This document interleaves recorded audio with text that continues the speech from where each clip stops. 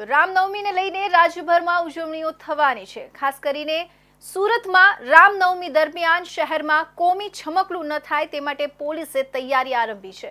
કોઈ અનિચ્છનીય ઘટના ન બને અને કાયદો અને વ્યવસ્થા જળવાય તે માટે સુરત પોલીસ દ્વારા શહેરમાં ડ્રોન પેટ્રોલિંગ હાથ ધરવામાં આવ્યું છે।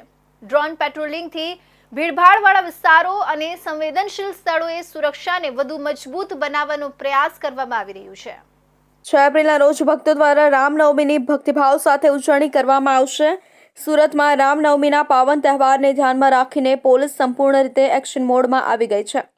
રામનવમી દરમિયાન શહેરમાં શાંતિપૂર્ણ અને વ્યવસ્થિત માહોલ જળવાઈ રહે તે માટે ચુસ્ત પોલીસ બંદોબસ્ત ગોઠવવામાં આવ્યો છે। ખાસ કરીને રેલી માર્ગો અને ભીડભાડવાળા વિસ્તારોમાં સુરક્ષા વ્યવસ્થા વધુ મજબૂત બનાવવામાં આવી છે। ડીસીપીએ કહ્યું કે અઠવામાં પોલીસ પેટ્રોલિંગ કરવામાં આવી રહ્યું છે। ડ્રોન કેમેરા દ્વારા વોચ રાખવામાં આવી રહી છે। ફૂટ પેટ્રોલિંગ કરવામાં આવી રહ્યું છે। જ્યાંથી યાત્રા નીકળવાની છે તે વિસ્તારોમાં સતત 2 દિવસ સુધી નજર રાખવામાં આવી રહી છે। આ સાથે જ જે અસામાજિક તત્વો છે તેમની પણ તપાસ કરવામાં આવી રહી છે। ડ્રોન દ્વારા ઘરની છત પર કોઈ પથ્થર કે કોઈ એવી વસ્તુઓ પડી હોય તો તેના પર પણ નજર રાખવામાં આવી રહી છે। શહેરમાં રામનવમીના દિવસે વિવિધ સંગઠનો દ્વારા રેલીનું આયોજન કરવામાં આવે છે। આ રેલીના રૂટ પર કડક સુરક્ષા માટે પોલીસ દ્વારા ડ્રોન સર્વેલન્સ અને ગ્રાઉન્ડ પેટ્રોલિંગ હાથ ધરવામાં આવ્યું છે। ઉધના રેલવે સ્ટેશન અને તેની આસપાસ પોલીસ દળ સતત મોનિટરિંગ કરી રહ્યું છે જેથી કોઈ ગડબડ ન થાય અને લોકો તહેવાર શાંતિપૂર્વક ઉજવી શકે।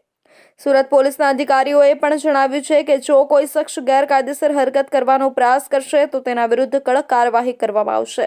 रामनवमी के त्यौहार में जो यात्रा निकलने वाली है उसके मद्देनज़र जो यात्रा के रूट हैं उन पे पुलिस के द्वारा पेट्रोलिंग की जा रही है।